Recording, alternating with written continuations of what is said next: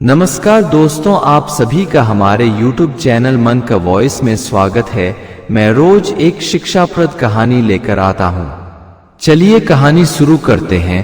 कहानी का शीर्षक है एक गधा, कुत्ता और एक उल्लू की अद्भुत कहानी। एक बार भगवान शिव माता पार्वती के साथ एक जंगल में विचरण कर रहे थे।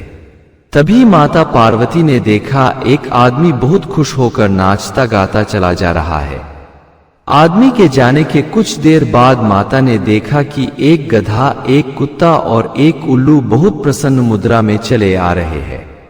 खुश इतने हैं कि उनकी खुशियों का कोई ठिकाना नहीं। माता पार्वती ने प्रभु से पूछा कि प्रभु, हमने देखा कि एक आदमी नाचता गाता चला जा रहा है। उसके बाद उधर से ही एक गधा, एक कुत्ता और एक उल्लू प्रसन्नचित मुद्रा में चले आ रहे हैं। क्या इस जंगल में सभी प्रसन्नचित रहते हैं या फिर उनकी प्रसन्नता का कोई और ही कारण है? तब भगवान शिव बोले, नहीं देवी, इसमें एक गूढ़ रहस्य है जिसे मैं अभी आपको नहीं बता सकता। किसी दिन कैलाश पर मुझसे पूछ लेना। माता पार्वती हट्ठ करने लगी। भगवान जानते थे कि स्त्री ना तो किसी बात को ज्यादा देर छुपा कर रख सकती है और न किसी विशेष जिज्ञासु बात को जाने बगैर ज्यादा देर रह सकती है।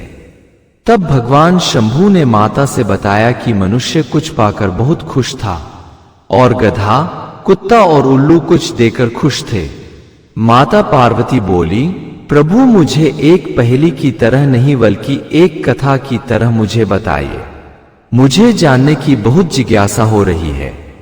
तब प्रभु ने विस्तार से बताना शुरू किया कि ब्रह्मा जी ने इन चारों की रचना कर समान उम्र चारों को दे दी थी, परंतु चारों अपनी उम्र से संतुष्ट नहीं थे। इसलिए ब्रह्मा जी के पास गए थे। मनुष्य जाकर ब्रह्मा जी से बोला, प्रभु, आपने मनुष्य जीवन को सिर्फ 40 वर्ष निर्धारित कर रखा है। वह सही नहीं है।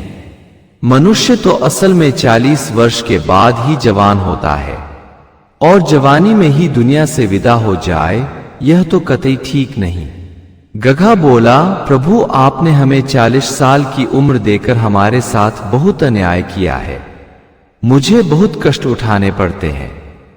अपने वजन से दुगुने वजन अपने पीठ पर लाद कर ढोने पड़ते हैं। मेरे शरीर में बहुत असहवेदना होती है। मैं उतना ज्यादा कष्ट सहकर भला 40 साल कैसे जी सकता हूं? आप इसे घटाकर सिर्फ 5 साल कर दीजिए। तभी कुत्ता बोल पड़ा, प्रभु, आपने हमारे साथ भी अन्याय किया है। हर कोई हमें पालता नहीं। कोई पाल भी लिया तो चोर उचक्का हमारे दुश्मन बन जाते हैं। फुर्सत मिलते ही 2-4 डंडे लगा देते हैं। कभी कभी मालिक भी हमें पीट देता है। समय से कभी भोजन भी नहीं मिल पाता। ऊपर से हम कोई तीर्थ भी नहीं कर सकते। अशुद्ध माने जाते हैं। इसीलिए अपनी बिरादरी वाले गांव या नगर से कभी बाहर जाने ही नहीं देते। कोशिश करने पर काट काट कर बुरा हाल कर देते हैं। तो हम 40 साल जीकर क्या करेंगे? हमारी भी उम्र 5 साल कर दीजिए। तभी उल्लू बोल पड़ा, प्रभु, आपने हमारी रचना ही बेकार की कर डाली है। हम दिन में देख सकते नहीं। हम आपकी बनाई रंगीन दुनिया का आनंद देखकर भी नहीं उठा सकते, क्योंकि हम सिर्फ रात में देख पाते हैं। आप हमारी भी उम्र 5 साल ही कर दीजिए। तब ब्रह्मा जी बोले, वत्स, आप सबकी समस्या का कोई हल नहीं है। और रही उम्र घटाने की बात, तो हम अपने विधान के अनुसार आधी उम्र घटा सकते हैं, परंतु उस अवस्था में कि जब कोई तुम्हारी उम्र लेकर अपने में शामिल कर ले। आप चारों में से कोई अपनी उम्र देना चाहे, कोई लेना चाहे, तो इस घड़ी, इस मुहूर्त में अवश्य ऐसा कर सकता है। तब आदमी बोला, प्रभु, गधे की आधी उम्र मुझे दे दीजिए। हालांकि हमारी चाहत के अनुसार अभी उम्र नहीं मिल रही, फिर भी भागे भूत की लंगोटी भली। उधर अपनी उम्र देकर गधा खुश था कि इस धरती पर हमसे भी बड़े बड़े गधा पड़े हुए हैं। तभी कुत्ता बोला, प्रभु, जब मनुष्य गधा की उम्र ले सकता है तो मेरी क्यों नहीं? मेरी आधी उम्र भी उसे ही दे डालिए। मनुष्य बोला, अवश्य प्रभु, मुझे कुत्ते की भी उम्र दे दीजिए। तब उल्लू बोला, प्रभु मेरे साथ अनदेखी क्यों, मेरी भी आधी उम्र मनुष्य को दे दीजिए। मनुष्य सहर्ष स्वीकार कर लिया और उसी खुशी में नाचता गाता जा रहा था। मनुष्य की उम्र 40 से बढ़कर 100 हो चुकी थी और गधा, कुत्ता और उल्लू अपनी आधी उम्र देकर अपनी परेशानी भी आधी कर ली थी, अर्थात 40 से 20 के हो चुके थे। इसलिए तीनों खुश होकर जा रहे थे। इस प्रकार देवी कोई लेकर तो कोई देकर खुश था।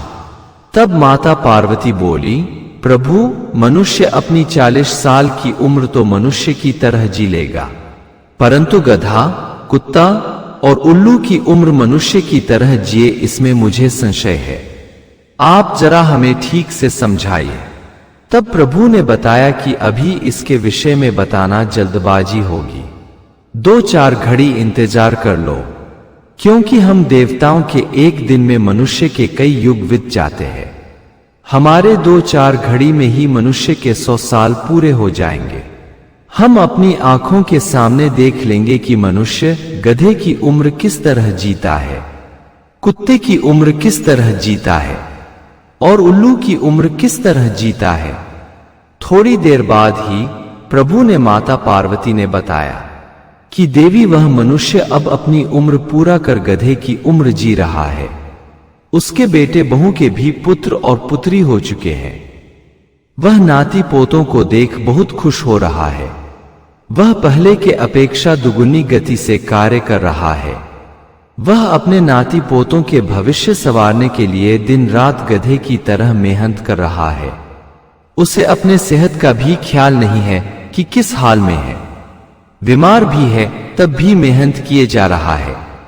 बिल्कुल सही तरीके से गधे वाली उम्र गधे की तरह कार्य करते हुए जी रहा है। अब जल्द ही उसकी कुत्ते वाली भी उम्र शुरू होने वाली है। लो, शुरू हो ही गई कुत्ते वाली उम्र। अब उससे ज्यादा काम नहीं हो पा रहा है। हाथ पैर जवाब दे रहे हैं, मगर धन इकट्ठा करने की चाहत पीछा नहीं छोड़ रही। अब खुद से कुछ खास काम नहीं कर पा रहा तो बेटे बहू पर कुत्ते की तरह ही झल्ला रहा है। वह नाती पोतों पर भी कुत्ते की तरह भौंक रहा है, परंतु कोई उसके बात पर ध्यान नहीं दे रहा। बल्कि बेटे बहू डांट लगा दे रहे हैं कि आपसे होना जाना कुछ नहीं, झूठे चिल्ला चिल्ला कर हमारे काम में बाधा पहुंचा रहे हो। भगवान बोले, वो देखो देवी, अब मनुष्य की उल्लू वाली उम्र शुरू हो गई है।